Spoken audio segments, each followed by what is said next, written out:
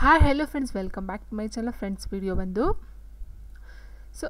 ಪ್ರಚಲಿತ ಘಟನೆಗಳು ಅಥವಾ ಏನು 2023ರ ಕರೆಂಟ್ ಅಫೇರ್ಸ್ ಏನಿದೆ ಕಂಪ್ಲೀಟ್ ಮಾಹಿತಿಯನ್ನು ನಾವು ನೆಕ್ಸ್ಟ್ ಕ್ಲಾಸ್ಗಳಲ್ಲಿ ನೋಡ್ತಾ ಹೋಗೋಣ.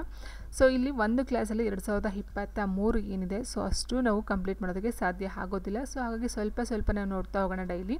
ಸೊ ಆಲ್ಮೋಸ್ಟ್ ಆಲ್ ಯಾವಾಗ ವಿಲೇಜ್ ಅಕೌಂಟೆಂಟು ಎಕ್ಸಾಮ್ ನಡೀತು ಅಷ್ಟರಲ್ಲಿ ನಾವು ಈ ಒಂದು ಜನವರಿ ಅಲ್ಲ 2023ರ ಒಂದು ಕರೆಂಟ್ ಅಫೇರ್ಸ್ನ ಕಂಪ್ಲೀಟ್ ಮಾಡ್ಕೊಳ್ಳೋಣ. ಸೊ ಅಷ್ಟರಲ್ಲಿ ಸ್ವಲ್ಪ ಡೈಲಿ ಎಷ್ಟು ಸಾಧ್ಯನೋ ಅಷ್ಟು ನಾವು ತಿಳ್ಕೊಳ್ತಾ ಹೋಗೋಣ. ಸೊ ಮೊದಲಿಗೆ ನಾವು ನೋಡ್ತಾ ಹೋದಾಗ ನೋಡಿ, ಇಲ್ಲಿ 108ನೇ ಭಾರತೀಯ ವಿಜ್ಞಾನ ಕಾಂಗ್ರೆಸ್ ಅಧಿವೇಶನದ ಆತಿಥ್ಯ ವಹಿಸಿದ ನಗರ ಯಾವುದು ಅಂತ ಕೇಳಿದರೆ, ಫಸ್ಟ್ಗೆ ನಮಗೆ ಇಲ್ಲಿ 108ನೇ ಅಂತ ಏನಿದೆ ಅದರ ಜೊತೆಗೆ ಭಾರತೀಯ ವಿಜ್ಞಾನ ಕಾಂಗ್ರೆಸ್ ಅಂತ ಇದೆ. ಸೊ ಇದರ ಬಗ್ಗೆ ಮಾಹಿತಿ ಇರಬೇಕು ನಮಗೆ ಅಲ್ವಾ. ಸೊ ಅದ್ರ ಬಗ್ಗೆ ಮಾಹಿತಿ ಇಲ್ಲದೆ ನಾವು ಆನ್ಸರ್ನ ನೋಡ್ತಾ ಹೋದಾಗ ಸೊ ಅಷ್ಟು ನಮಗೆ ಅರ್ಥ ಆಗೋದಿಲ್ಲ. ಸೊ ಹಾಗಾಗಿ ನಾವೇನು ಮಾಡ್ತಾ ಹೋಗೋಣ, ಫಸ್ಟು ಈ ಒಂದು 108ನೇ ISC it means Indian science Congress ಅಂತಕ್ಕಂಥ ಇದು 2023ರಲ್ಲಿ ನಡೀತಾ ಹೋಗುತ್ತೆ. ಜನವರಿ 3ರಿಂದ 7ರ ಒಂದು ಅವಧಿಯಲ್ಲಿ ಈ ಒಂದು 108ನೇ ಇಂಡಿಯನ್ ಸೈನ್ಸ್ ಕಾಂಗ್ರೆಸ್ ಅಂತಕ್ಕಂಥದ್ದು ನಡೆಯುತ್ತೆ 3ರಿಂದ 7.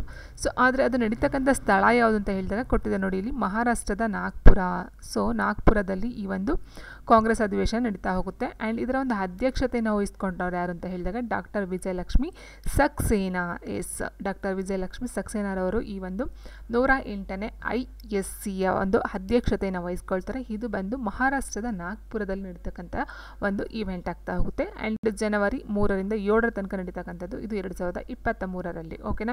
ಆ್ಯಂಡ್ ಇದರ ಒಂದು ಥೀಮ್ ಏನಂತ ನೋಡ್ತಾ ಹೋದಾಗ ನೋಡಿ, ಇಲ್ಲಿ ಕೊಟ್ಟಿದ್ದಾರೆ ಸೈನ್ಸ್ಗೆ ಸಂಬಂಧಪಟ್ಟಂತೆ ಇರೋದ್ರಿಂದ science and technology for sustainable development with humans empowerment. So ಇಲ್ಲಿ ವುಮೆನ್ಸ್ಗೆ ಸಂಬಂಧಪಟ್ಟಂತೆ ಸೈನ್ಸ್ ಮತ್ತು ಟೆಕ್ನಾಲಜಿಗೆ ಸಂಬಂಧಪಟ್ಟಂತೆ ಈ ಒಂದು ಸೈನ್ಸ್ನ ಒಂದು ಕಾಂಗ್ರೆಸ್ ಅಧಿವೇಶನದ ಒಂದು ಥೀಮ್ ಆಗ್ತಾ ಹೋಗುತ್ತೆ. ಆ್ಯಂಡ್ ಇದರ ಉದ್ದೇಶ ಅಂತ ಕೊಟ್ಟಾಗ ವಿಜ್ಞಾನದ ಬಗ್ಗೆ ಜಾಗೃತಿಯನ್ನು ಮೂಡಿಸ್ತಕ್ಕಂಥದ್ದು ಮತ್ತು ವಿಜ್ಞಾನವನ್ನು ಪ್ರಚಾರಗೊಳಿಸ್ತಕ್ಕಂಥದ್ದು ಇದರ ಮೇನ್ ಒಂದು ಉದ್ದೇಶ ಅಂತ ಹೇಳ್ತಾ ಹೋಗ್ಬೋದು. ಸೊ ಆಲ್ಮೋಸ್ಟ್ ಸೈನ್ಸ್ಗೆ ಸಂಬಂಧಪಟ್ಟಂತೆ ಹೇಳ್ತಾ ಹೋದಾಗ ಸೊ ಸೈನ್ಸ್ ಬಗ್ಗೆ ಜಾಗೃತಿಯನ್ನು ಮೂಡಿಸ್ತಕ್ಕಂಥದ್ದು ಮತ್ತು ಪ್ರಚಾರವನ್ನು ಮಾಡ್ತಕ್ಕಂಥದ್ದು ಇದರ ಒಂದು ಉದ್ದೇಶ ಆಗ್ತಾ ಹೋಗುತ್ತೆ. ಆ್ಯಂಡ್ ಇಲ್ಲಿ 108ನೇ ಅಂತ ಕೊಟ್ಟಿದ್ದಾರೆ. 2023 108 ಬಂದು ಮಹಾರಾಷ್ಟ್ರ ನಾಗಪುರದಲ್ಲಿ ನಡೀತಕ್ಕಂಥದ್ದು. ಆ್ಯಂಡ್ 107ನೇ ಒಂದು ಅಧಿವೇಶನ ಇದೆ, ಇದು 2020ರಲ್ಲಿ ಬೆಂಗಳೂರಲ್ಲಿ ನಡೀತಕ್ಕಂಥದ್ದು. KS ರಂಗಪ್ಪರವರ ಒಂದು ಅಧ್ಯಕ್ಷತೆಯಲ್ಲಿ ನಡೀತಕ್ಕಂಥ ಒಂದು ಇವೆಂಟ್ ಆಗ್ತಾ ಹೋಗುತ್ತೆ, ಅಧಿವೇಶನ ಆಗ್ತಾ ಹೋಗುತ್ತೆ. KS ರಂಗಪ್ಪನವರ ಅಧ್ಯಕ್ಷತೆಯಲ್ಲಿ ಬೆಂಗಳೂರಲ್ಲಿ 2020ರಲ್ಲಿ 107ನೇ ಈ ಒಂದು ಇಂಡಿಯನ್ ಸೈನ್ಸ್ ಕಾಂಗ್ರೆಸ್ ಅಧಿವೇಶನ ನಡೀತಾ ಹೋಗುತ್ತೆ. ಆ್ಯಂಡ್ ನೆಕ್ಸ್ಟ್ ಇದು ಫಸ್ಟ್ ಸ್ಟಾರ್ಟಿಂಗು ಇದು ಬಂದಿದ್ದು ಯಾವಾಗ ಅಂತ ಹೇಳಿದ್ರೆ 1914ರಲ್ಲಿ ಫಸ್ಟ್ ಒಂದು ಅಧಿವೇಶನ ನಡೆಯುತ್ತೆ. ಅದು ಬಂದು ಕೋಲ್ಕತ್ತಾದಲ್ಲಿ ನಡೀತಕ್ಕಂಥದ್ದು. ಅಶುತೋಷ್ ಮುಖರ್ಜಿ ಅವರ ಒಂದು ನೇತೃತ್ವ ಅಥವಾ ಅವರ ಒಂದು ಅಧ್ಯಕ್ಷತೆಯಲ್ಲಿ ಕೋಲ್ಕತ್ತಾದಲ್ಲಿ ಮೊಟ್ಟ ಮೊದಲ ಬಾರಿಗೆ ಈ ಒಂದು ಸೈನ್ಸ್ ಸಮ್ಮೇಳನ ನಡೀತಾ ಹೋಗುತ್ತೆ, ಅಧಿವೇಶನ ನಡೀತಾ ಹೋಗುತ್ತೆ.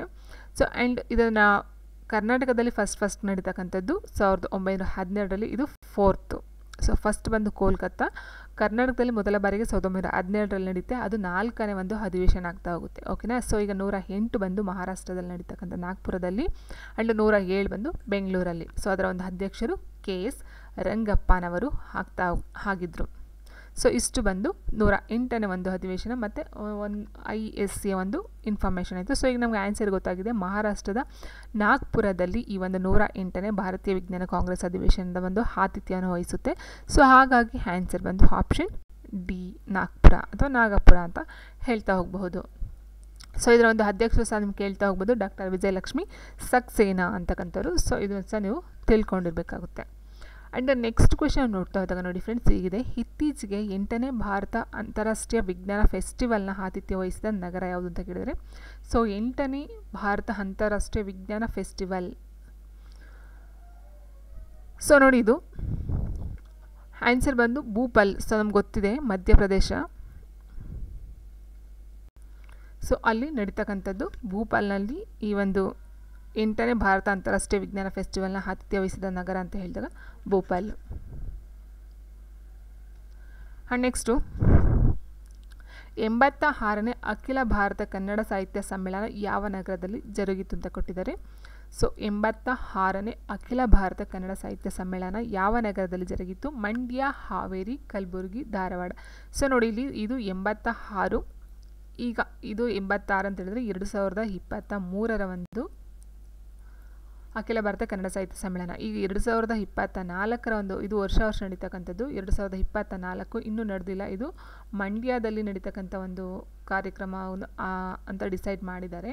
ಸೊ ಇದ್ರ ಬಗ್ಗೆ ನಾವು ಮಾಹಿತಿಯನ್ನು ನೋಡ್ತಾ ಹೋದಾಗ ನೋಡಿ, ಇದು 2023 86ನೇ ಅಖಿಲ ಭಾರತ ಕನ್ನಡ ಸಾಹಿತ್ಯ ಸಮ್ಮೇಳನ ಇದೆ. ಇದು ಹಾವೇರಿಯಲ್ಲಿ ನಡೀತಕ್ಕಂಥದ್ದು. ಹಾವೇರಿಯಲ್ಲಿ ನಡೆದಿದೆ. ಆ್ಯಂಡ್ ಇದರ ಒಂದು ಅಧ್ಯಕ್ಷತೆ ಬಂದು ದೊಡ್ಡ ರಂಗೇಗೌಡರು ಇದರ ಒಂದು ಅಧ್ಯಕ್ಷತೆಯನ್ನು ವಹಿಸ್ಕೊಳ್ತಾ ಹೋಗ್ತಾರೆ. ಸೊ 86ನೇ ಒಂದು ಅಖಿಲ ಭಾರತ ಕನ್ನಡ ಸಾಹಿತ್ಯ ಸಮ್ಮೇಳನ ನಡೀತಕ್ಕಂಥದ್ದು ಹಾವೇರಿಯಲ್ಲಿ. ಆ್ಯಂಡ್ ಅದರ ಅಧ್ಯಕ್ಷತೆ ದೊಡ್ಡ ರಂಗೇಗೌಡರು.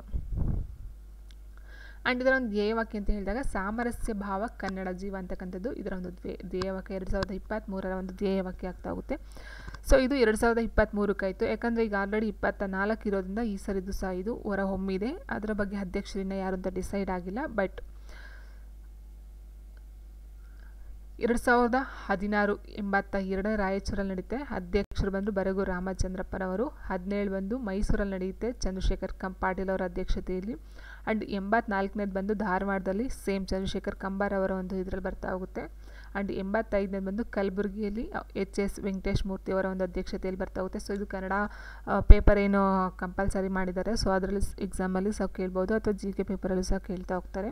ಆ್ಯಂಡ್ 86ನೇದು ಬಂದು ಹಾವೇರಿಯಲ್ಲಿ ನಡೀತು. ಅಧ್ಯಕ್ಷರು ಬಂದು ದೊಡ್ಡ ರಂಗೇಗೌಡರು. ಸೊ ಆ್ಯಂಡ್ ಈಗ 2024ರಲ್ಲಿ 87ನೇ ಒಂದು ಅಖಿಲ ಭಾರತ ಕನ್ನಡ ಸಾಹಿತ್ಯ ಸಮ್ಮೇಳನ ಮಂಡ್ಯದಲ್ಲಿ ಮಾಡೋದಕ್ಕಂತ ನಿರ್ಧಾರವನ್ನು ಮಾಡಿದ್ದಾರೆ. ಅದು ಬಂದು ಜೂನ್ ತಿಂಗಳಲ್ಲಿ ನಡೀತಕ್ಕಂಥದ್ದು. ಜೂನ್ ತಿಂಗಳಲ್ಲಿ. ಸೊ ಅಲ್ಲಿ ಯಾರು ಅಂತ ಇನ್ನೂ ಇದು ಮಾಡಿಲ್ಲ. ಸೊ ಅದು ನಡೆದಾಗ ಅದರೊಂದು ಅಧ್ಯಕ್ಷತೆ ಗೊತ್ತಾಗುತ್ತೆ. ಸೊ ಮಂಡ್ಯದಲ್ಲಿ 87 ಇದು ಸಹ ಮೇನ್ ಇಂಪಾರ್ಟೆಂಟು, ಮಂಡ್ಯದಲ್ಲಿ ನಡೀತಕ್ಕಂಥದ್ದು. ಆ್ಯಂಡ್ ಇದರ ಜೊತೆಗೆ ಅಖಿಲ ಭಾರತ ಕನ್ನಡ ಸಾಹಿತ್ಯ ಸಮ್ಮೇಳನ ಜೊತೆಗೆ ಕನ್ನಡ ಸಾಹಿತ್ಯ ಪರಿಷತ್ ಅಂತ ಸಹ ಒಂದು ಬರ್ತಾ ಹೋಗುತ್ತೆ. ಸೊ ಅದರ ಒಂದು ಸ್ಥಾಪನೆ ಬಂದು 1915 ಮೇ 3ರಲ್ಲಿ ಈ ಒಂದು ಕನ್ನಡ ಸಾಹಿತ್ಯ ಪರಿಷತ್ತು ಸ್ಥಾಪನೆಯನ್ನು ಮಾಡ್ತಾರೆ. ಆ್ಯಂಡ್ ಇದರ ಕೇಂದ್ರ ಕಚೇರಿ ಬಂದು ಬೆಂಗಳೂರು. ಸೊ ಇದು ಕನ್ನಡಕ್ಕೆ ಸಂಬಂಧಪಟ್ಟಂತೆ ಇರ್ತಕ್ಕಂಥ 2 ಕನ್ನಡ ಸಾಹಿತ್ಯ ಪರಿಷತ್ತು ಮತ್ತು ಅಖಿಲ ಭಾರತ ಕನ್ನಡ ಸಾಹಿತ್ಯ ಸಮ್ಮೇಳನ ಇವೆರಡು ಸಹ ಮೇನ್ ಇಂಪಾರ್ಟೆಂಟು. ಆ್ಯಂಡ್ ಅಂದಿನ ಮೈಸೂರಿನ ರಾಜರು ಬಂದು ನಾಲ್ವಡಿ ಕೃಷ್ಣರಾಜ ಒಡೆಯರ ಕಾಲದಲ್ಲಿ ಈ ಒಂದು ಪರಿಷತ್ನ ಸ್ಥಾಪನೆ ಮಾಡ್ತಾ ಹೋಗ್ತಾರೆ. ಆ್ಯಂಡ್ ಅವಾಗಿದ್ದಕ್ಕಂಥ ದಿವಾನರು ಅಂದರೆ ಸರ್ ಎಂ ವಿಶ್ವೇಶ್ವರಯ್ಯನವರು. ಆ್ಯಂಡ್ ಮೊದಲ ಅಧ್ಯಕ್ಷರು ಇದು ವೆರಿ ಇಂಪಾರ್ಟೆಂಟು ಎಕ್ಸಾಮಲ್ಲಿ HV ನಂಜುಂಡಯ್ಯ. ಇದು HV ನಂಜುಂಡಯ್ಯ ಏನಿದ್ದಾರೆ 1915ರಲ್ಲಿ ಯಾವಾಗ ಸ್ಥಾಪನೆ ಆಗುತ್ತೋ ಸೊ ಆ ಟೈಮಲ್ಲಿ ಫಸ್ಟ್ ಮೊಟ್ಟ ಮೊದಲ ಬಾರಿಗೆ ಅಧ್ಯಕ್ಷತೆಯನ್ನು ವಹಿಸ್ಕೊಂಡರು HV ನಂಜುಂಡಯ್ಯ. ಆ್ಯಂಡ್ ಇವಾಗ ಅಟ್ ಪ್ರೆಸೆಂಟ್ ಈಗ 2023-24ರಲ್ಲಿ ಏನಿದೆ ಸೊ ಇದು ಬಂದು ಮಹೇಶ್ ಜೋಶಿ ಅವರು ಈಗ ಅಧ್ಯಕ್ಷತೆಯನ್ನು ವಹಿಸ್ಕೊಂಡಿದ್ದಾರೆ. ಸೊ ಇದು ವೆರಿ ಇಂಪಾರ್ಟೆಂಟು. ಪ್ರಸ್ತುತ ಅಧ್ಯಕ್ಷರಾಗಿರ್ಬೋದು ಮತ್ತು ಮೊದಲ ಅಧ್ಯಕ್ಷರು ಆಗಿರ್ಬೋದು ಇವೆರಡು ತುಂಬಾ ಇಂಪಾರ್ಟೆಂಟು. ಸೊ ಕನ್ನಡ ಸಾಹಿತ್ಯ ಪರಿಷತ್ತು. ಸೊ ಇಲ್ಲಿ ಇನ್ನೊಂದು ಕನ್ಫ್ಯೂಸ್ ಆಗುತ್ತೆ ಏನಂತಂದರೆ ಅಖಿಲ ಭಾರತ ಕನ್ನಡ ಸಾಹಿತ್ಯ ಸಮ್ಮೇಳನ ಮತ್ತು ಕನ್ನಡ ಸಾಹಿತ್ಯ ಪರಿಷತ್ತು ಎರಡೂ ಕನ್ಫ್ಯೂಸ್ ಆಗುತ್ತೆ ಅಧ್ಯಕ್ಷರುಗಳು. ಸೊ ಸ್ವಲ್ಪ ನೋಡ್ಕೊಂಡಿದ್ದು ಮಾಡಿ. ಕನ್ನಡ ಸಾಹಿತ್ಯ ಪರಿಷತ್ತೇ ಬೇರೆ, ಅಖಿಲ ಭಾರತ ಕನ್ನಡ ಸಾಹಿತ್ಯ ಸಮ್ಮೇಳನನೇ ಬೇರೆ. ಓಕೆನಾ. ಸೊ ಮಹೇಶ್ ಜೋಶಿ ಅವರು ಕನ್ನಡ ಸಾಹಿತ್ಯ ಪರಿಷತ್ನ ಅಧ್ಯಕ್ಷರಾಗಿದ್ದಾರೆ. ಅಖಿಲ ಭಾರತ ಕನ್ನಡ ಸಾಹಿತ್ಯ ಸಮ್ಮೇಳನದ ಅಧ್ಯಕ್ಷರನ್ನ ಇನ್ನೂ ಆಯ್ಕೆ ಮಾಡಿಲ್ಲ. ಈಗ ಜೂನಲ್ಲಿ ಆಯ್ಕೆ ಮಾಡ್ತಾ ಹೋಗ್ತಾರೆ. ಆ್ಯಂಡ್ 86ರಲ್ಲಿ ಬಂದು ದೊಡ್ಡ ರಂಗೇಗೌಡರು ಆಗಿದ್ದರು. ಸೊ ಹಾಗಾಗಿ ಆನ್ಸರ್ ನಾವು ಹೇಳ್ತೀವಲ್ವ ಹಾವೇರಿಯಲ್ಲಿ ನಡೀತಕ್ಕಂಥದ್ದು 86ನೇ ಅಖಿಲ ಭಾರತ ಕನ್ನಡ ಸಾಹಿತ್ಯ ಸಮ್ಮೇಳನ ಹಾವೇರಿಯಲ್ಲಿ ನಡೀತಕ್ಕಂಥದ್ದು. 24 ಬಂದು ಮಂಡ್ಯದಲ್ಲಿ ನಡೀತಕ್ಕಂಥದ್ದು. ಆ್ಯಂಡ್ ಇದರ ಜೊತೆಗೆ ಇನ್ನೊಂದು ಬರ್ತಾ ಹೋಗುತ್ತೆ ಯಾವುದಂದರೆ ವಿಶ್ವ ಕನ್ನಡ ಸಮ್ಮೇಳನ ಅಂತ ಬರುತ್ತೆ. ಸೊ ಅದಕ್ಕಿಂತ ಮೊದಲು ಇನ್ನೊಂದು ಪಾಯಿಂಟ್ ಇಲ್ಲಿ ಕೊಡ್ತಾ ಹೋಗ್ತಾರೆ. ಕನ್ನಡ ಸಾಹಿತ್ಯ ಪರಿಷತ್ ಅಧ್ಯಕ್ಷತೆಯಲ್ಲಿ ವಹಿಸಿದ ಪ್ರಥಮ ಮಹಿಳೆ ಯಾರು ಅಂತ ಕೊಡ್ತಾ ಹೋಗ್ತಾರೆ. ಸೊ ಪ್ರಥಮ ಮಹಿಳೆ ಬಂದು ಜಯತಾಯಿ ಲಿಗಾಡೆ ಅವರು 48ನೇ ಒಂದು ಇದರಲ್ಲಿ ಅಧ್ಯಕ್ಷತೆಯನ್ನು ವಹಿಸ್ಕೊಂಡಿದ್ರು. ಸೊ 1974ರಲ್ಲಿ. ಅದಾದಮೇಲೆ 2000ನೇ ಇಸ್ವಿಲಿ ಶಾಂತಾದೇವಿ ಮಾಳ್ವಾಡ್ ಅವರು ಅಧ್ಯಕ್ಷತೆಯನ್ನು ವಹಿಸ್ಕೊಳ್ತಾರೆ. ಆ್ಯಂಡ್ 2004ರಲ್ಲಿ ಕಮಲಾ ಹಂಪನ ಅವರು ಅಧ್ಯಕ್ಷತೆಯನ್ನು ವಹಿಸ್ಕೊಳ್ತಾರೆ. ಆ್ಯಂಡ್ 2010ರಲ್ಲಿ ಗೀತಾ ನಾಗಭೂಷಣ್ ಅಧ್ಯಕ್ಷತೆಯನ್ನು ವಹಿಸ್ಕೊಳ್ತಾರೆ. ಸೊ ಇದು ವೆರಿ ಇಂಪಾರ್ಟೆಂಟು. ಜಯದೇವಿ ತಾಯಿಲೆಗಾಡೆ ಏನಿದ್ದಾರೆ ಸೊ ಪ್ರಥಮ ಮಹಿಳೆ ಯಾರು ಅಂತ ಕೇಳ್ತಾ ಹೋಗ್ತಾರೆ. ಸೊ ನೀವು ಇದನ್ನು ಸಹ ನೋಡ್ಕೊಳ್ತಾ ಹೋಗ್ಬೇಕಾಗುತ್ತೆ. ಆ್ಯಂಡ್ ಇಲ್ಲಿ ಸಹ ನೋಡಿ ವಿಶ್ವ ಕನ್ನಡ ಸಮ್ಮೇಳನ. ಸೊ ಈಗ ಅಖಿಲ ಭಾರತ ಆಯಿತು, ಕನ್ನಡ ಸಾಹಿತ್ಯ ಪರಿಷತ್ ಆಯಿತು, ಈಗ ವಿಶ್ವ ಕನ್ನಡ ಸಮ್ಮೇಳನ ಅಂತಕ್ಕಂಥದ್ದು ಸಹ ಒಂದು ಇದೆ ಕನ್ನಡದಲ್ಲಿ. ಸೊ ಇದು ಬಂದು 1985ರಲ್ಲಿ ಮೈಸೂರಲ್ಲಿ ಫಸ್ಟ್ಗೆ ಈ ಒಂದು ಶಿವರಾಮ್ ಕಾರಂತ್ರವರ ಒಂದು ಅಧ್ಯಕ್ಷತೆಯಲ್ಲಿ ಈ ಒಂದು ಸಮ್ಮೇಳನ ನಡೀತಾ ಹೋಗುತ್ತೆ. ಅದಾದ ನಂತರ ಎರಡನೇದು ಬಂದು 2011ರಲ್ಲಿ ಬೆಳಗಾವಿಯಲ್ಲಿ ನಡೀತಕ್ಕಂಥದ್ದು. ಇದು BS ಯಡಿಯೂರಪ್ಪನವರ ಒಂದು ಅಧ್ಯಕ್ಷತೆಯಲ್ಲಿ ನಡೀತಾ ಹೋಗುತ್ತೆ. ಆ್ಯಂಡ್ 3ನೇ ವಿಶ್ವ ಕನ್ನಡ ಸಮ್ಮೇಳನ ಬಂದು ದಾವಣಗೆರೆಯಲ್ಲಿ ಮಾಡೋದಕ್ಕಿಂತ ನಿರ್ಧಾರ ಆಗಿತ್ತಂತೆ. ಬಟ್ ಅದು ಕಾರಣಾಂತರಗಳಿಂದ ಇನ್ನೂ ಆಗಿಲ್ಲ, ಅದು ಮುಂದೂಡಲಾಗಿದೆ ಅಂತ ಹೇಳ್ತಾ ಹೋಗ್ತಾರೆ. ಸೊ ಈಗ ಆಗಿರೋದು 2ನೇ 1985ರಲ್ಲಿ ಮೈಸೂರಲ್ಲಿ ಅದರ ಅಧ್ಯಕ್ಷತೆ ಶಿವರಾಮ್ ಕಾರಂತ್ರವರು. 2011ರಲ್ಲಿ ಬೆಳಗಾವಿಯಲ್ಲಿ ನಡೀತಕ್ಕಂಥದ್ದು. ಅವರ ಅಧ್ಯಕ್ಷತೆ ಬಂದು BS ಯಡಿಯೂರಪ್ಪನವರು. ಆ್ಯಂಡ್ ಮೂರನೇದು ಬಂದು ದಾವಣಗೆರೆಯಲ್ಲಿ. ಸೊ ಕೇಳಬಹುದು. ಸೊ ಆ್ಯಂಡ್ ನೆಕ್ಸ್ಟು 2022ನೇ ಸಾಲಿನ ಕೇಂದ್ರ ಸಾಹಿತ್ಯ ಅಕಾಡೆಮಿ ಪ್ರಶಸ್ತಿ ಪುರಸ್ಕೃತರು ಯಾರು ಅಂತ ಕೇಳಿದ್ದಾರೆ ಇಲ್ಲಿ. ಸೊ ಆನ್ಸರು ಅಲ್ಲೇ ಇದೆ ನೋಡಿ, doctor Mudnakudu Chinnaswamy, DS Nagabhushan, Veerappa Moily, doctor Vijay ಅಂತ ಕೊಟ್ಟಿದ್ದಾರೆ. ಸೊ ನೋಡಿ ಆನ್ಸರ್ ಬಂದು ಡಾಕ್ಟರ್ ಮೂಡ್ನಾಕೂಡು ಚಿನ್ನಸ್ವಾಮಿಯವರು. ಸೊ ಇವರಿಗೆ ಸಿಕ್ಕಂಥ ಕೇಂದ್ರ ಸಾಹಿತ್ಯ ಅಕಾಡೆಮಿ ಪ್ರಶಸ್ತಿ ಏನಿದೆ 2022ರಲ್ಲಿ, ಇದರ ಮೇನ್ ಕೃತಿ ಯಾವುದು ಅಂತ ನಾವು ನೋಡ್ತಾ ಹೋದಾಗ ಇಲ್ಲಿ ಬಹುತ್ವದ ಭಾರತ ಮತ್ತು ಬೌದ್ಧ ತಾತ್ವಿಕತೆ ಅಂತಕ್ಕಂಥ ಒಂದು ಕೃತಿಗೆ ಇವರಿಗೆ ಕೇಂದ್ರ ಸಾಹಿತ್ಯ ಅಕಾಡೆಮಿ ಪ್ರಶಸ್ತಿ ಸಿಗ್ತಾ ಹೋಗುತ್ತೆ. ಇಟ್ ಮೀನ್ಸ್ ಬಹುತ್ವದ ಭಾರತ ಮತ್ತು ಬೌದ್ಧ ತಾತ್ವಿಕತೆ ಅಂತಕ್ಕಂಥ ಒಂದು ಕೃತಿಗೆ ಡಾಕ್ಟರ್ ಮೂಡ್ನಾಕೂಡು ಚಿನ್ನಸ್ವಾಮಿ ಅವರಿಗೆ ಸಿಗ್ತಕ್ಕಂಥ ಪ್ರಶಸ್ತಿ 2022ರಲ್ಲಿ. ಸೊ ಇದ್ರ ಬಗ್ಗೆ ನಾವು ನೋಡ್ತಾ ಹೋದಾಗ 1955ರಲ್ಲಿ ಮೊಟ್ಟ ಮೊದಲ ಬಾರಿಗೆ ಕುವೆಂಪುರವರಿಗೆ ಶ್ರೀರಾಮಾಯಣ ದರ್ಶನಂ ಅಂತಕ್ಕಂಥ ಕೃತಿಗೆ ಈ ಒಂದು ಕೇಂದ್ರ ಸಾಹಿತ್ಯ ಅಕಾಡೆಮಿ ಪ್ರಶಸ್ತಿ ದೊರಕತಕ್ಕಂಥದ್ದು. ಸೊ ಇದು ವೆರಿ ಇಂಪಾರ್ಟೆಂಟು. ಆ್ಯಂಡ್ 2019ರಲ್ಲಿ ಡಾಕ್ಟರ್ ವಿಜಯ್ ಅವರಿಗೆ ಕುದಿ ಹೆಸರು ಅಂತಕ್ಕಂಥ ಒಂದು ಕೃತಿಗೆ ಸಿಗ್ತಾ ಹೋಗುತ್ತೆ. ಆ್ಯಂಡ್ 2020ರಲ್ಲಿ ವೀರಪ್ಪ ಮೊಯ್ಲಿ ಅವ್ರಿಗೆ ಸಿಗ್ತಾ ಹೋಗುತ್ತೆ ಬಾಹುಬಲಿ ಅಹಿಂಸಾ ದಿಗ್ವಿಜಯ. ಸೊ ಹಾಗಾಗಿ ಇಲ್ಲಿ ಆಪ್ಷನ್ಸ್ಗಳನ್ನ ಕೊಟ್ಟರು ನೋಡಿ, ಇಲ್ಲಿ Veerappa Moily, Vijaya, doctor DS Nagabhushan. So confuse ಮಾಡೋದಕ್ಕೋಸ್ಕರ ಹೆಸರುಗಳನ್ನ ಅದರಲ್ಲೇ ಕೊಡ್ತಾ ಹೋಗ್ತಾರೆ. ಆ್ಯಂಡ್ ನೆಕ್ಸ್ಟ್ 2021ರಲ್ಲಿ DS ನಾಗಭೂಷಣ್ ಅವ್ರಿಗೆ ಗಾಂಧಿ ಕಥನ ಅಂತಕ್ಕಂಥ ಒಂದು ಕೃತಿಗೆ ಸಿಗ್ತಾ ಹೋಗುತ್ತೆ. ಆ್ಯಂಡ್ 2022ರಲ್ಲಿ ಡಾಕ್ಟರ್ ಮೂಡ್ನಾಕೂಡು ಚಿನ್ನಸ್ವಾಮಿ ಅವರಿಗೆ ಬಹುತ್ವದ ಭಾರತ ಮತ್ತು ಬೌದ್ಧ ತಾತ್ವಿಕತೆ ಅಂತಕ್ಕಂಥ ಒಂದು ಕೃತಿಗೆ ಸಿಗ್ತಾ ಹೋಗುತ್ತೆ. ಸೊ ಆಲ್ಮೋಸ್ಟ್ ನೀವು ತಿಳ್ಕೊಳ್ಳೋದು ಕುವೆಂಪುರವ್ರಿಗೆ ಶ್ರೀರಾಮಾಯಣ ದರ್ಶನಂ ಸಿಕ್ಕಿದೆ. ಆಲ್ಮೋಸ್ಟ್ ಅಂದರೆ ಇದನ್ನೇ ಕೊಡ್ತಾರೆ ಅಂತೇನಿಲ್ಲ, ಕೇಂದ್ರ ಸಾಹಿತ್ಯ ಅಕಾಡೆಮಿ ಪ್ರಶಸ್ತಿ ತುಂಬ ಜನ ತೊಗೊಂಡಿದ್ರೆ ಸೊ ಅವರ ಕೃತಿ ಕೊಟ್ಬಿಟ್ಟು ಅಥವಾ ಅವರ ಒಂದು ಲೇಖಕರನ್ನ ಕೊಟ್ಬಿಟ್ಟು ಯಾವ ಒಂದು ಕೃತಿಗೆ ಕೇಂದ್ರ ಸಾಹಿತ್ಯ ಅಕಾಡೆಮಿ ಪ್ರಶಸ್ತಿ ಸಿಕ್ಕಿದೆ ಅಂತ ಕೇಳ್ತಾ ಹೋಗ್ತಾರೆ. ಸೊ ಹಾಗಾಗಿ ನೀವು ಲೇಖಕರು ಮತ್ತು ಅವರ ಕೃತಿಗಳನ್ನು ಸಹ ನೀವು ನೋಡ್ಕೊಳ್ತಾ ಹೋಗಬೇಕಾಗುತ್ತೆ. ಆ್ಯಂಡ್ ನೆಕ್ಸ್ಟ್ ಕ್ವೆಶನ್ ಹೀಗಿದೆ, ಇತ್ತೀಚೆಗೆ ನಿಧನ ಹೊಂದಿದ ಸಾರಾ ಅಬೂಬಕರ್ ಅವರು ಈ ಕೆಳಗಿನ ಯಾವ ಕ್ಷೇತ್ರದಲ್ಲಿ ಸುಪ್ರಸಿದ್ಧರು ಅಂತ ಕೊಟ್ಟಿದ್ದಾರೆ. ಸೊ ಆನ್ಸರು ಸಾಹಿತ್ಯ. ಇವರೊಬ್ಬರು ಬಂದು ಸಾರಾ ಅಬೂಬಕರ್ ಅಂತಕ್ಕಂಥವ್ರು ಏನಿದ್ದಾರೆ ಇವರು ಬಂದು ಲೇಖಕಿ ಒಬ್ಬರು. ಸೊ ಇವರು ಸಾಹಿತ್ಯಕ್ಕೆ ಸಂಬಂಧಪಟ್ಟಂಥ ಲೇಖಕಿಯಾಗಿರ್ತಾರೆ. ಆ್ಯಂಡ್ ಇವ್ರ ಬಗ್ಗೆ ನೋಡ್ತಾ ಹೋದಾಗ ನೋಡಿ, ಕನ್ನಡದ ಪ್ರಖ್ಯಾತ ಲೇಖಕಿ ಇವರು ಸಾರಾ ಅಬೂಬಕರ್ ಅವರು ಜೂನ್ 30, 1936ರಲ್ಲಿ ಕಾಸರಗೋಡಿನ ಚಂದ್ರಗಿರಿ ತೀರದ ಗ್ರಾಮವೊಂದರಲ್ಲಿ ಇವರು ಜನಿಸ್ತಾ ಹೋಗ್ತಾರೆ. ಇಟ್ ಮೀನ್ಸ್ ಇವರು ಕಾಸರಗೋಡಿನವರು ಲೇಖಕಿಯಾಗಿ ವರ್ಕ್ ಮಾಡ್ತಾ ಇರ್ತಾರೆ. ಆ್ಯಂಡ್ ಇವರು ಬರೆದಂಥ ಮೊದಲ ಕಾದಂಬರಿ ಅಂದರೆ ಚಂದ್ರಗಿರಿಯ ತೀರದಲ್ಲಿ ಅಂತಕ್ಕಂಥ ಒಂದು ಕಾದಂಬರಿನ ಬರೀತಾರೆ. ಅದನ್ನು ಲಂಕೇಶ್ ಪತ್ರಿಕೆಯಲ್ಲಿ ಧಾರಾವಾಹಿಯಾಗಿ ಸಹ ಪ್ರಕಟಗೊಳ್ಳುತ್ತಂತೆ ಈ ಒಂದು ಚಂದ್ರಗಿರಿಯ ತೀರದಲ್ಲಿ. ಸೊ ಇದನ್ನು ಕೇಳ್ತಾರೆ, ಚಂದ್ರಗಿರಿಯ ತೀರದಲ್ಲಿ ಇದರ ಒಂದು ಲೇಖಕಿ ಯಾರು ಅಂತ ಕೇಳ್ಬೋದು, ಅಥವಾ ಲಂಕೇಶ್ ಪತ್ರಿಕೆಯಲ್ಲಿ ಧಾರಾವಾಹಿಯಾಗಿ ಮೂಡಿದಂತಹ ಕಾದಂಬರಿ ಯಾವುದು ಅಂತಲೂ ಸಹ ಕೇಳಬಹುದು.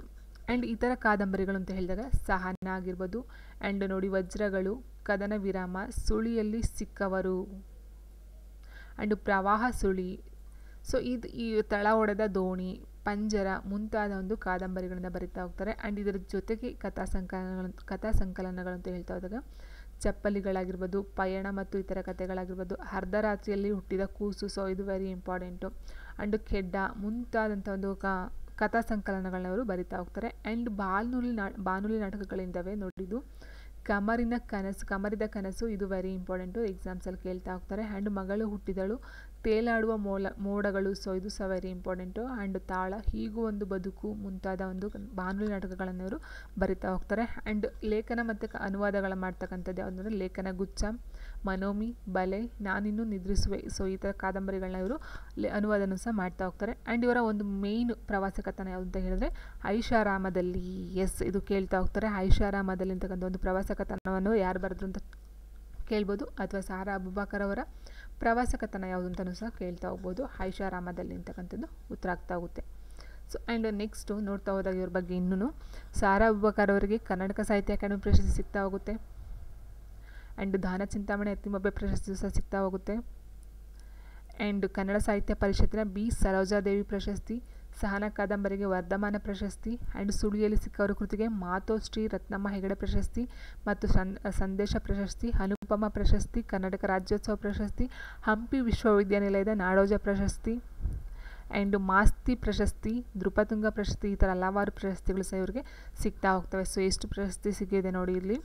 ಸಾರಾ ಅಬೂಬಕರ್ ಅವರಿಗೆ ಕರ್ನಾಟಕ ಸಾಹಿತ್ಯ ಸಿಕ್ಕಿದೆ, ಆ್ಯಂಡ್ ಹಂಪಿ ವಿಶ್ವವಿದ್ಯಾನಿಲಯ ಸಿಕ್ಕಿದೆ, ಕನ್ನಡ ಸಾಹಿತ್ಯ ಪರಿಷತ್ತಿನ ಸರೋಜಾದೇವಿ ಪ್ರಶಸ್ತಿ ಸಿಕ್ಕಿದೆ, ಆ್ಯಂಡ್ ಮಾತೋಶ್ರೀ ರತ್ನಮ್ಮ ಹೆಗಡೆ ಪ್ರಶಸ್ತಿ ಆ್ಯಂಡ್ ಸಂದೇಶ ಪ್ರಶಸ್ತಿ, ಅನುಪಮ ಪ್ರಶಸ್ತಿ, ಕರ್ನಾಟಕ ರಾಜ್ಯೋತ್ಸವ ಪ್ರಶಸ್ತಿ, ಮಾಸ್ತಿ, ನೃಪತುಂಗ. ಸೊ ಸುಮಾರು ಪ್ರಶಸ್ತಿಗಳು ಸಿಗ್ತಾ ಹೋಗಿದ್ದಾವೆ. ಇವರೊಬ್ಬರು ಲೇಖಕಿಯಾಗಿ ವರ್ಕ್ ಮಾಡ್ತಾಯಿದ್ರು. ಆ್ಯಂಡ್ ನೆಕ್ಸ್ಟ್ ಕ್ವೆಶನ್ ಹೀಗಿದೆ, ಇತ್ತೀಚೆಗೆ ನಿಧನ ಹೊಂದಿದ. ಸೊ 2023ರಲ್ಲಿ ಸಿದ್ದೇಶ್ವರ ಶ್ರೀಗಳು ನಿಧನವನ್ನು ಹೊಂದ್ತಾರೆ. ಸೊ ಅಂದರೆ ಇಟ್ ಮೀನ್ಸ್ ಅವ್ರಿಗೆ ವಯಸ್ಸಿನ ಆಲ್ಮೋಸ್ಟ್ ವಯಸ್ಸಾಗಿರುತ್ತೆ.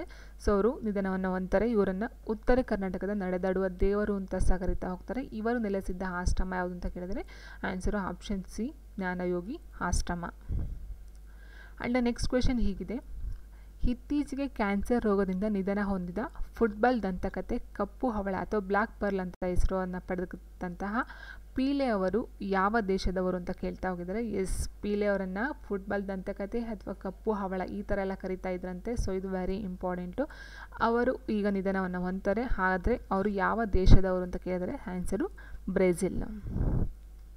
ಸೊ ನೋಡಿ, ಇಲ್ಲಿ ಪೀಲೆ ಅವರು 3 ಬಾರಿ ಫಿಫಾ ವಿಶ್ವಕಪ್ಪನ್ನು ಜಯಿಸಿದಂಥ ವಿಶ್ವದ ಏಕಮಾತ್ರ ಆಟಗಾರ ಅಂತೆ. 1958ರಲ್ಲಿ, 67ರಲ್ಲಿ ಮತ್ತು 70ರಲ್ಲಿ ಏನಿದೆ ಈ 3 ವರ್ಷ ಇವರು ಫಿಫಾ ವಿಶ್ವಕಪ್ಪನ್ನು ಪಡ್ಕೊಳ್ತಾರೆ. ಆ್ಯಂಡ್ ವಿಶ್ವದ ಏಕಮಾತ್ರ ಆಟಗಾರ ಅಂದರೆ 3 ಸಾರಿ ವಿಶ್ವಕಪ್ಪನ್ನು ಪಡ್ಕೊಂಡವರು ಇವರೊಬ್ಬರೇ ಅಂತ.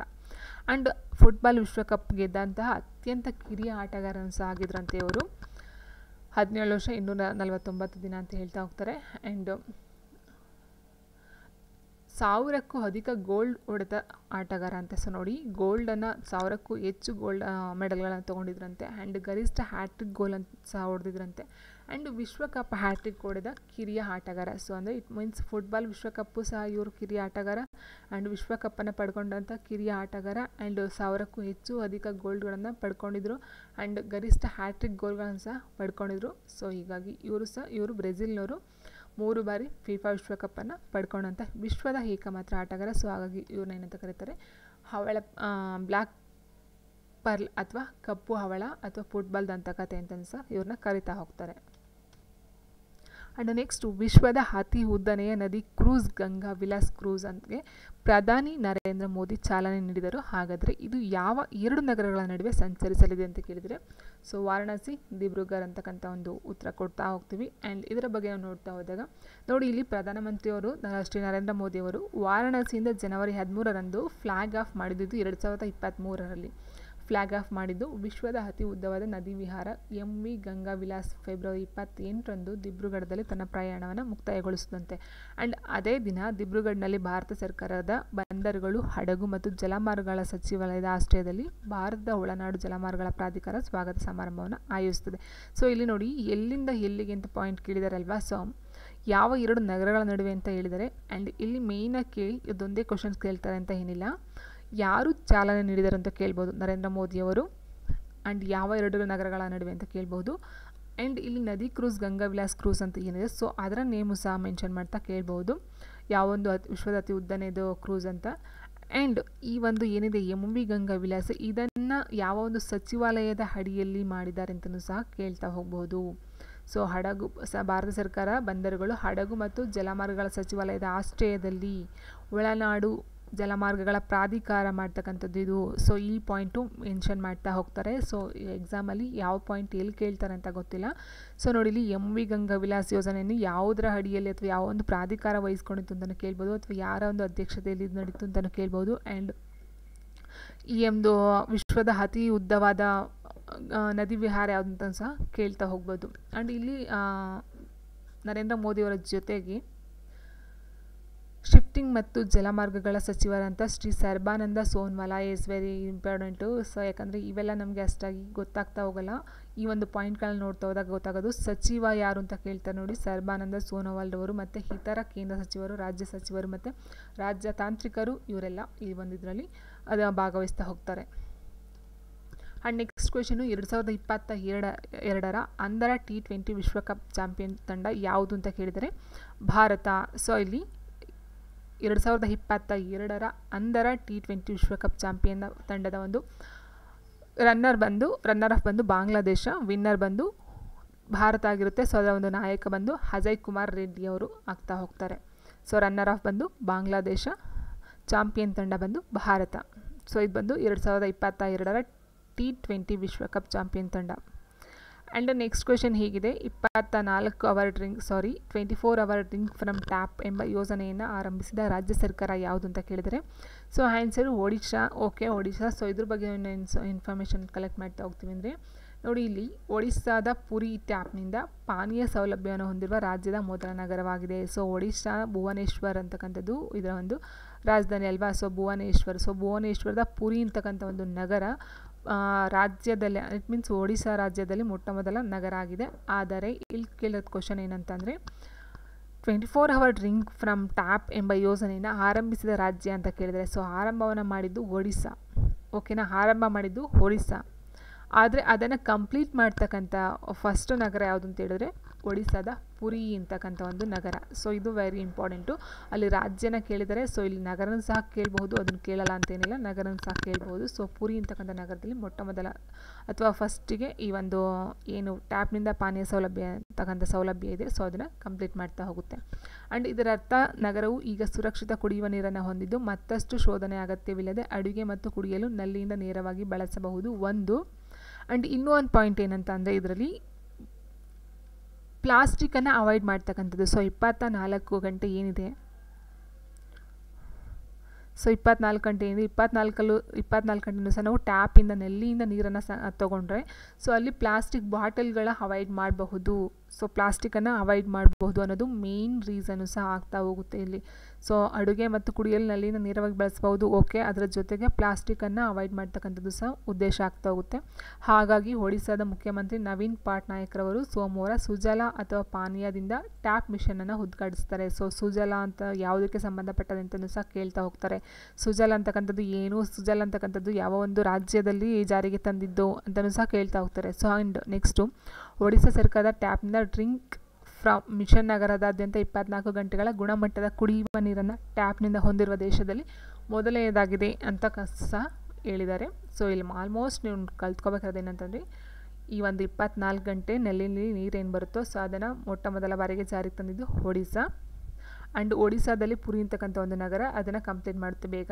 ಆ್ಯಂಡ್ ಇದರ ಒಂದು ಯೋಜನೆ ಸುಜಲ್ ಅಂತಕ್ಕಂಥ ಯೋಜನೆ ಇದೆ. ಸೊ ಈ ಸುಜಲ್ ಅಂತಕ್ಕಂಥ ಯೋಜನೆಯನ್ನು ಜಾರಿಗೆ ತಂದವರು ಯಾರು ಅಂತ ಕೇಳಬಹುದು, ಅಥವಾ ಈ ಸುಜಲ್ ಯೋಜನೆ ಎಂದರೆ ಏನು ಅಂತಲೂ ಸಹ ಕೇಳಬಹುದು. ಆ್ಯಂಡ್ ಈ ಒಂದು ಸುಜಲ್ ಯೋಜನೆಯನ್ನು ಉದ್ಘಾಟನೆ ಮಾಡಿದವರು ಯಾರು ಅಂತಲೂ ಸಹ ಕೇಳ್ಬೋದು, ಮುಖ್ಯಮಂತ್ರಿ ನವೀನ್ ಪಟ್ನಾಯಕ್ ರವರು ಒಡಿಶಾದಲ್ಲಿ. ಆ್ಯಂಡ್ ನೆಕ್ಸ್ಟು 2022ರ ಫಿಫಾ ಫುಟ್ಬಾಲ್ ಚಾಂಪಿಯನ್ ತಂಡ ಯಾವುದು ಅಂತ ಕೇಳಿದರೆ, 2022ರ ಫಿಫಾ ಫುಟ್ಬಾಲ್ ಚಾಂಪಿಯನ್ ತಂಡ ಅರ್ಜೆಂಟೈನಾ ಆಗ್ತಾ ಹೋಗುತ್ತೆ. ಆ್ಯಂಡ್ ಇದರ ಬಗ್ಗೆ ನೋಡ್ತಾ ಹೋದಾಗ ಚಾಂಪಿಯನ್ ತಂಡ ಬಂದು ಅರ್ಜೆಂಟೈನಾ, ನಾಯಕ ಬಂದು ಲಿಯೋನೆಲ್ ಮೆಸ್ಸಿ ಅಂತಕ್ಕಂಥವ್ರು. ಆ್ಯಂಡ್ ರನ್ನರ್ ಆಫ್ ಬಂದು ಫ್ರಾನ್ಸು, ಆತಿಥ್ಯ ರಾಷ್ಟ್ರ ಬಂದು ಕತಾರ್. ಸೊ ಇದರಲ್ಲಿ ಇನ್ನು ಮೇಯ್ನ ಪಾಯಿಂಟ್ ಬರ್ತಾ ಹೋಗುತ್ತೆ, golden boot, golden ball, golden ಬ್ಲೌಸ್ ಅಂತ. ಸೊ ಗೋಲ್ಡನ್ ಬೂಟ್ ಬಂದು ಕೈಲಿಯನ್ ಎಂಬಾಪೆ ಅಂತಕ್ಕಂಥವ್ರು. ಆ್ಯಂಡ್ ಗೋಲ್ಡನ್ ಬಾಲ್ ಬಂದು ಲಿಯೋನೆಲ್ ಮೆಸ್ಸಿ ಅಂತಕ್ಕಂಥವ್ರು. ಆ್ಯಂಡ್ ಗೋಲ್ಡನ್ ಬ್ಲೌಸ್ ಬಂದು ಎಮಿಲಿಯಾನೋ ಮಾರ್ಟಿನೇಜ್ ಅಂತಕ್ಕಂಥವ್ರು. ಸೊ ಹಾಗಾಗಿ ಇವ್ರಿಗೂ ಸಹ ನಿಮಗೆ ಎಕ್ಸಾಮಲ್ಲಿ ಕೇಳಬಹುದು. ಸೊ ಇಷ್ಟನ್ನು ತಿಳ್ಕೊಳ್ಳಿ. ಇದು ಬಂದು 2022ರ ಫಿಫಾ ಫುಟ್ಬಾಲ್ ಚಾಂಪಿಯನ್ ತಂಡ ಅರ್ಜೆಂಟೈನಾ, ಅದರ ಒಂದು ನಾಯಕ ಬಂದು ಲಿಯೋನೆಲ್ ಮೆಸ್ಸಿ ಅಂತಕ್ಕಂಥವ್ರು. ಸೊ ಇದು ವೆರಿ ಇಂಪಾರ್ಟೆಂಟು, ಎಕ್ಸಾಮ್ಸಲ್ಲಿ ಕೇಳ್ತಾರೆ. ಆ್ಯಂಡ್ ನೆಕ್ಸ್ಟ್ ಇನ್ನೊಂದು ಇಲ್ಲಿ ಪಾಯಿಂಟ್ ಏನಂತ ಅಂದರೆ, 2026ರ ಫಿಫಾ ವಿಶ್ವಕಪ್ನ ಆತಿಥ್ಯ ರಾಷ್ಟ್ರ ಯಾವುದು ಅಂತ ಕೇಳ್ತಾ ಹೋಗ್ತಾರೆ. So Canada, Mexico, America. So 3 ಕೊಟ್ಟಿದ್ದಾರೆ 2026ರ ಫಿಫಾ ವಿಶ್ವಕಪ್ನ ಆತಿಥ್ಯ ರಾಷ್ಟ್ರಗಳು. ವೆರಿ ವೆರಿ ಇಂಪಾರ್ಟೆಂಟು, ಯಾಕಂದರೆ ಮುಂದೆ ಏನು ನಡೀತೋ ಅದನ್ನೇ ಬೇಗ ಕ್ಯಾಚ್ ಮಾಡಿ ಎಕ್ಸಾಮ್ಸಲ್ಲಿ ಕೊಡೋ ಸಾಧ್ಯತೆ ಜಾಸ್ತಿ. ಸೊ ಹಾಗಾಗಿ ಕೆನಡಾ, ಮೆಕ್ಸಿಕೋ, ಅಮೇರಿಕಾ ಇದು ವೆರಿ ಇಂಪಾರ್ಟೆಂಟ್. ಆ್ಯಂಡ್ ಇಲ್ಲಿ ಕೇಳಿದರೆ ಅತಿ ಹೆಚ್ಚು ಬಾರಿ ಚಾಂಪಿಯನ್ ಅನ್ನು ಪಡ್ಕೊಂಡಂಥದ್ದು ಬ್ರೆಜಿಲ್ ಅಂತೆ. 1958, 62, 70, 94, 2002 ಒಟ್ಟು 5 ಬಾರಿ ಈ ಒಂದು ಚಾಂಪಿಯನ್ ತಂಡವನ್ನು ಬ್ರೆಜಿಲ್ ತನ್ನದಾಗಿಸಿಕೊಂಡಿದೆ. ಓಕೆನಾ. ಸೊ ಇಷ್ಟು ಬಂದು ಫಿಫಾ ಬಗ್ಗೆ ಆಯಿತು. ಸೊ ಫಿಫಾ ಬಗ್ಗೆ ಇನ್ನೂ ಸ್ವಲ್ಪ ನೀವು ಇನ್ಫಾರ್ಮೇಷನ್ ಕಲೆಕ್ಟ್ ಮಾಡಿದ್ರು ಬೆಟರ್ ಅಂತ ನನ್ನ ಒಂದು ಒಪಿನಿಯನು. ಆ್ಯಂಡ್ ನೆಕ್ಸ್ಟು, ಇತ್ತೀಚೆಗೆ ವಿಶ್ವ ಆರೋಗ್ಯ ಸಂಸ್ಥೆ ವರ್ಲ್ಡ್ ಹೆಲ್ತ್ ಆರ್ಗನೈಸೇಷನ್ಗೆ ಮುಖ್ಯಸ್ಥರಾಗಿ ನೇಮಕಗೊಂಡವರು ಯಾರು ಅಂತ ಕೇಳಿದರೆ, ಸೊ ನೋಡಿ ಇಲ್ಲಿ ಡಾಕ್ಟರ್ ಜೆರಾಮಿ ಪರಾರಿ ಅಂತಕ್ಕಂಥವ್ರು ಈ ಒಂದು ಇತ್ತೀಚೆಗೆ 2023 ಅಥವಾ 2020 ಲಾಸ್ಟ್ ಒಂದು ಇದೇನಿದೆ, ಸೊ ಅದರ ಒಂದು ಮುಖ್ಯಸ್ಥರಾಗಿ ನೇಮಕಾತಿಯನ್ನು ಹೊಂದ್ತಾ ಹೋಗ್ತಾರೆ. ಸೊ ಇನ್ನು ಇದ್ರ ಬಗ್ಗೆ ಒಂದು ಇನ್ಫಾರ್ಮೇಷನ್ ಅಂತ ಹೇಳಿದಾಗ,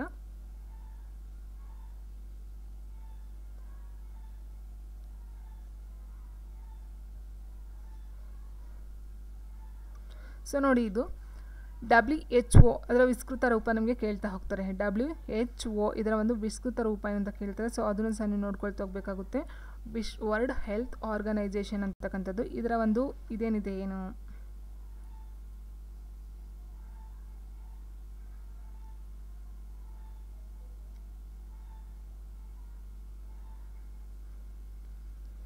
ಸೊ ಇದರ ಒಂದು ಮುಖ್ಯಸ್ಥರು ಬಂದು ಡಾಕ್ಟರ್ ಜೆರೆಮಿ ಪರಾರಿಯವರು ಅಂತಕ್ಕಂಥದ್ದು ನೀವು ನೋಡ್ಕೊಳ್ತಾ ಹೋಗಬೇಕಾಗುತ್ತೆ.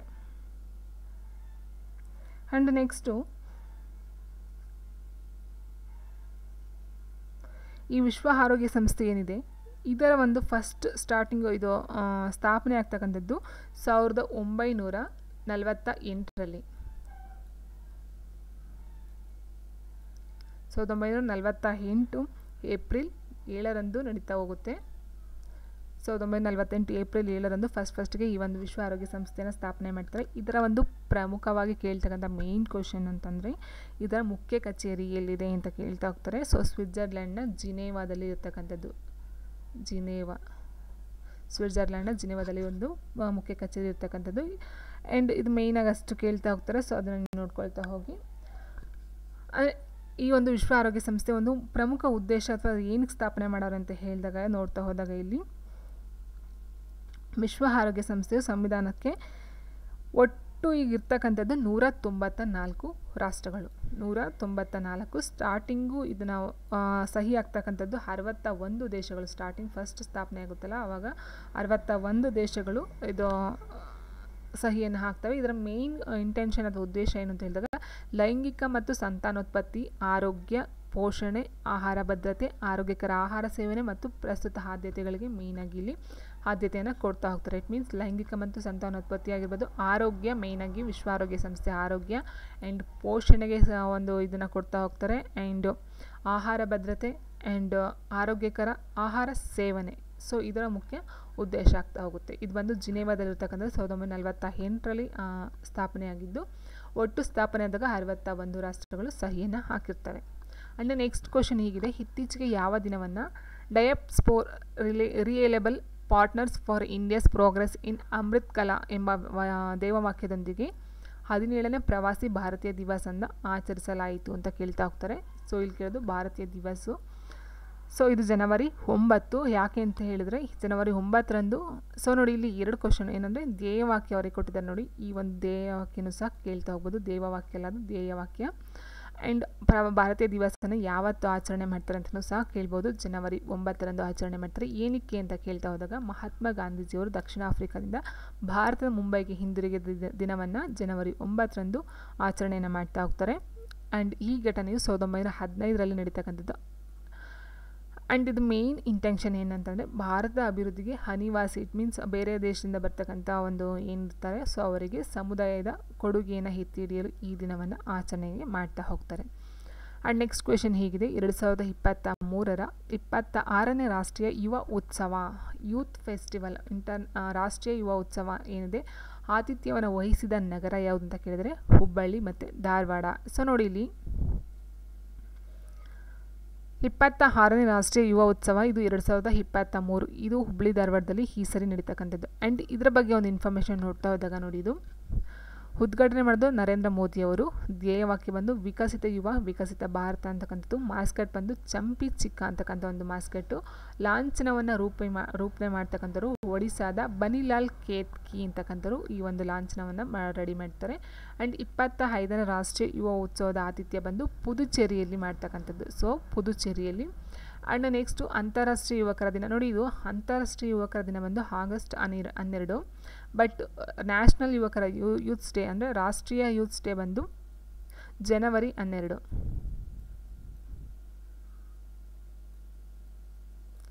ಜನವರಿ 12 ಬಂದು ನ್ಯಾಷನಲ್ ಯೂತ್ಸ್ ಡೇ.